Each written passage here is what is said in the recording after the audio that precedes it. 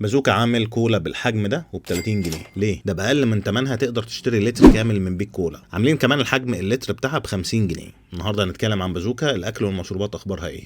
انا طبعا بتكلم عن فرع بورسعيد، انا اكلت من عنده كتير من ساعه ما فتح. اهم وجبه عند اغلب الناس في الفرايد تشيكن بتبقى البيسز او القطعه اللي بالعظم، ودي اصعب حاجه على اي مطعم، ودي اللي بتبين المطعم الكويس. اول مره جربت الاكل من عنده كان ممتاز، تاني مره برضو كان كويس، بس بعد كده كان المستوى مش ثابت، اوقات كويس واوقات تحس الفراخ مزيته بزياده او في زفاره بسيطه كده في القطع، وخصوصا لو طلبت الفراخ ما هياش سبايسي. الستريبس عندهم كويس زي حال اي مطعم، انا ما شفتش لسه مطعم بيعمل ستريبس وحشه، عشان هي اسهل حاجه تتعمل. طعمها حلو بس ما هياش الافضل، والحجم بتاعها مش كبير قوي.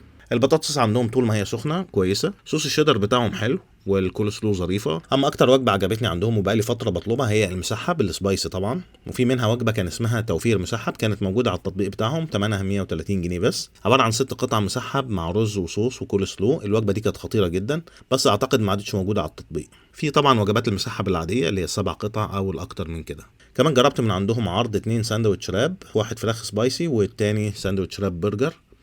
سندوتشات الاتنين كانوا متواضعين خالص، مفيش اي حاجه مميزه خالص ومطلوبهمش تاني. جربت الوجبه الجديده اللي هي الهوت هاني ستريبس، 3 قطع معاها عيش وبطاطس وكول سلو، كويسه بس برضه مطلوبهاش تاني، مش ذوقي الميكس ده. الكولا بقى، الكولا عاديه واقل من العاديه، يمكن مش اقوى حاجه، تحسها مستوى كده ما بين ماكسي كولا وبيك كولا. يعني انا عندي بيك كولا افضل، وطبعا في كولا افضل منهم، وفي كولا الكام بتاعها ب 15 جنيه، ده السعر الرسمي، يعني دي ضعف السعر بتاع في كولا. انا مش عارف كانوا بيفكروا في ايه هم بيعملوا تسعير المنتج ده، هي ما تستاهلش ابدا ابدا السعر ده، اخرها 15 جنيه وهشتريها عشان من المطعم مع الاكل يعني، اما لو هي عند السوبر ماركت مش هشتريها خالص. بس دي كانت تجربه بازوكا، سلام.